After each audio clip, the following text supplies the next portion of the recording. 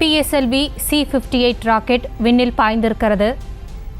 எக்ஸ்போசாட் செயற்கைக்கோளுடன் PSLV C-58 rocket விண்ணில் பாய்ந்திருக்கிறது. நேற்றைய தினம் காலை 8:10 மணிக்கு கவுண்டவுன் தொடங்கி 25 மணி நேரம் கழித்து இன்றைய தினம் காலை 9:10 மணிக்கு PSLV C-58 ராக்கெட் விண்ணில் பாய்ந்திருக்கிறது. எக்ஸ்போசாட் செயற்கைக்கோளுடன் PSLV C-58 ராக்கெட் விண்ணில் பாய்ந்திருக்கிறது. விவரங்களை வழங்குவதற்காக இணைப்பில் இருக்கிறார் எமது செய்தியாளர் மதியழகன். மதியழகன், தாங்கள் குறிப்பிட்டது போல இந்த ராக்கெட்டில் உள்ள செயற்கைக்கோள் விண்வெளியில் உள்ள நிறமாலை, தூசு, நெபுலா போன்றவைகளை ஆய்வு செய்கிறது. இதனால் நமக்கு கிடைக்கக்கூடிய பயன் என்னவாக இருக்கிறது? விரிவான விவரங்கள். இதில் பல்வேறு செயற்கைக்கோள்கள் இடம்பெற்று இருக்கின்றன.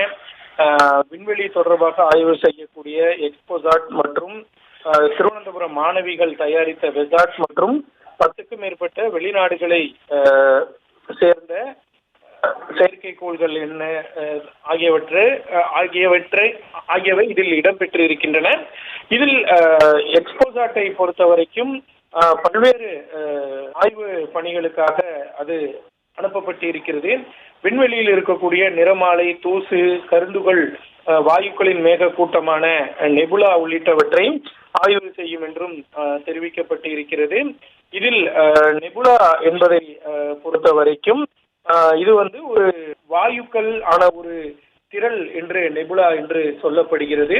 இந்த நெபுலா என்றாலே லத்தீன் சொல். லத்தீன் மொழியில் நெபுலா என்றால் பனிமூட்டம் என்பதுதான் அர்த்தமாக இருக்கிறது. இது ஓன்முகில்களிலிருந்து ஒரு விண்மீன்கள் உருவாகும். அது தொடர்பான ஆய்வுதான், அதைதான் நெபுலா என்று நாம் அழைக்கிறோம். அந்த வகையில்தான் அது குறித்து ஆய்வு செய்வதற்காக இந்த ராக்கெட்டானது இந்த ராக்கெட்டில் இருக்கக்கூடிய அந்த செயற்கைக்கோள் ஆய்வு செய்ய இருக்கிறது. அதே போல நிறைமாலை உள்ளிட்ட பல்வேறு அம்சங்கள் குறித்தும் இந்த ராக்கெட் இந்த செயற்கைக்கோள் ஆய்வு செய்யும் என்றும் தெரிவிக்கப்பட்டு இருக்கிறது. அதே போல இந்த நிறமாலை, நிறைப்பிரிகை என்பது வெள்ளொளியிலான நிறப்பிரிகை என்றுதான் அடையாளம் காணப்படுகிறது. இது எல்லாமே விண்வெளியில் நிலவக்கூடிய ஒரு விதமான அறிவியல் தொடர்பான ஆராய்ச்சிகள். அந்த ஆராய்ச்சிகளை தான் இந்த செயற்கைக்கோள் மேற்கொள்ள இருக்கிறது.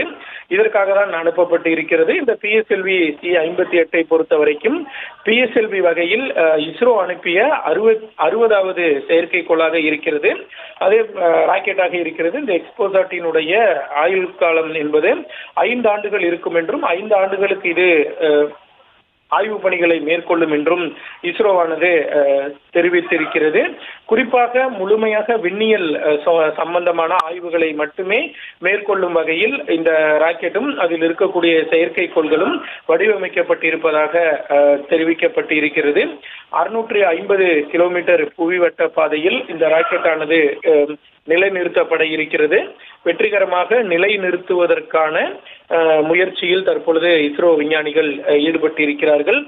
பிரபஞ்சத்தினுடைய செயல்பாடுகளுக்கு விடை காண்பது குறித்துதான் முயற்சியில் தான் இந்த ராக்கெட் ஏவப்பட்டு இருப்பதாகவும் விஞ்ஞானிகள் தெரிவித்திருக்கிறார்கள். PSLV வகையில் இது 60வது ராக்கெட்டாக PSLV C-58 ராக்கெட் தற்போது விண்ணில் ஏவப்பட்டு அதனை வெற்றிகரமாக நிலைநிறுத்தும் புவிவட்ட பாதையில் நிலைநிறுத்தும் முயற்சியில் விஞ்ஞானிகள் ஈடுபட்டு இருக்கிறார்கள். இஸ்ரோவை பொறுத்த வரைக்கும் சமீப காலங்களாக இந்தியாவில் தயாரிக்கப்பட்ட செயற்கைக்கோள்கள் மட்டுமின்றி வெளிநாடுகளை சேர்ந்த பல்வேறு நாடுகளினுடைய செயற்கைக்கோள்களையும் விண்ணில் ஏவும் பணியில் இஸ்ரோ ஈடுபட்டு இருக்கிறது. அந்த வகையில் ஏற்கனவே பார்த்தோம், சிங்கப்பூர் உள்ளிட்ட பல்வேறு நாடுகளுடன் ஒப்பந்தம் போடப்பட்டு அந்த நாடுகளினுடைய செயற்கைக்கோள்களையும் இஸ்ரோவினுடைய ராக்கெட் ஏந்தி செல்லும். அந்த வகையில் தான் தற்பொழுது வெளிநாடுகளை சேர்ந்த 10 செயற்கைக்கோள்களும் இந்த ராக்கெட் PSLV C-58 ரக ராக்கெட் ஏந்தி தற்பொழுது விண்ணில் பயணித்திருக்கிறது.